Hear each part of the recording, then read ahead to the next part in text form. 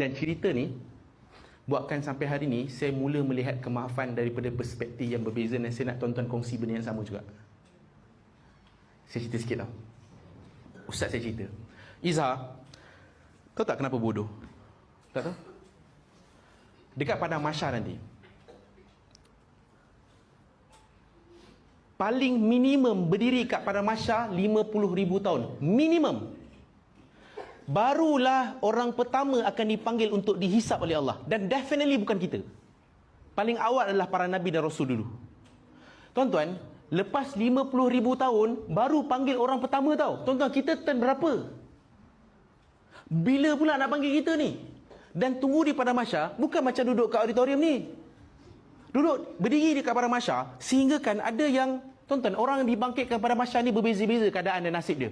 Ada yang berjalan guna muka, ada yang jalan sengit, ada yang berbogel, ada yang dalam keadaan wajahnya seperti haiwan, dan dia berdiri, matahari tegak atas kepala, ada yang tenggelam dalam peluh sendiri, dan memang semua sempit dan terseksa sampai kan. Ada di kalangan pada penduduk mahsyar ni, dia kata apa? Ya Allah, campakkan kami terus dalam neraka, ya Allah, kami dah tak tahan dah. Punya seksa dekat padang mahsyar. Tuan-tuan, tak payahlah sebut merangkak jumpa aku kat padang mahsyar. Sebab ini perkataan orang sombong. Kenapa orang sombong? Merangkaklah kau jumpa aku kat padang mahsyar, macam kau ni pasti sangat je dia je yang merangkak. Kalau kau pun merangkak, bila pula nak jumpa? Satu kerja pula. Ni orang sombongnya ni, sebab dia rasa dia akan menjadi 7 golongan yang dapat naungan arasy dekat padang mahsyar. Oh, sombongnya. Jangan sombong sangat. Ni saya lah jangan sombong sangat. Oh, jumpa pengangkat pada mahsyar lah, macam lah kita ni dah terjamin tempat. Itu pertama. Tuan-tuan, nak tunggu kat pada mahsyar tu pun dah lama. Tuan-tuan tahu tak, perjalanan kita ni nak sampai kat syurga ada 11 checkpoint.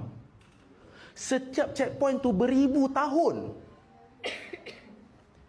Saya pendekkan cerita lah tuan-tuan. Selepas titian sirat, yang mengambil masa ribuan, puluhan, ratusan ribu tahun nak selesai.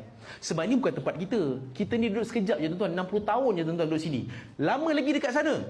Tuan-tuan, nanti dah habis dah titian sirat, boleh masuk syurga ke? Belum lagi. Ada checkpoint terakhir. Checkpoint ke-11.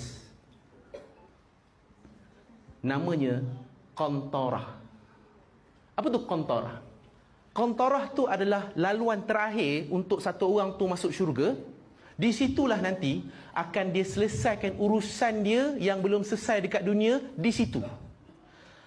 Contohlah tuan-tuan, ada ni, ustaz saya ceritalah.